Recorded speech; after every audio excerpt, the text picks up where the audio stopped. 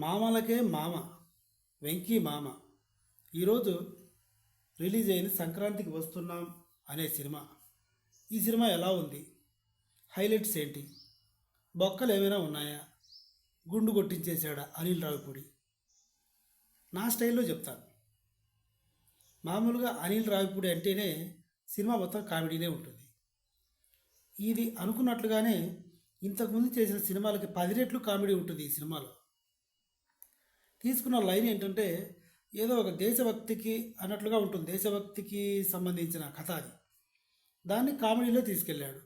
అంటే ఎక్కడ దేశభక్తి కథ కాంట్రవర్సీ లేకుండా, దాన్ని డామినేట్ చేయకుండా సాఫ్గా తీసుకెళ్ళిపోయాడు.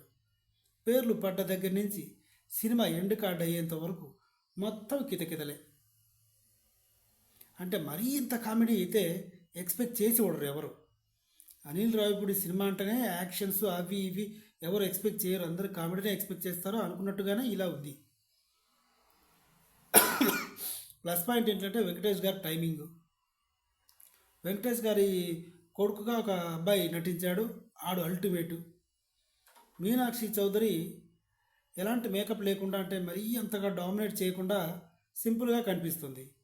ఎందుకంటే ఐశ్వర్య రాజేష్ గారు కొంచెం నల్లగా ఉంటారు కాబట్టి మీనాక్షిని కూడా తెల్లగా ఉన్నా సరే నార్మల్గా చూపించారు. ఓకే, ఇద్దరు హీరోయిన్లు బాగున్నారు. వెంకటేష్ గారికి కూతురులాగా ఏజ్ ఉంటుంది అనుకున్నాం, కానీ సినిమాలో అదంతా మర్చిపోతాం మనం. కూతురు ఏజ్ ఉన్న అమ్మాయితో ఏంటి అని అనుకుంటాం. సినిమాలో అలాంటివి ఏమి కనిపించవు. సినిమా మాత్రం అల్టిమేట్ ఉంది.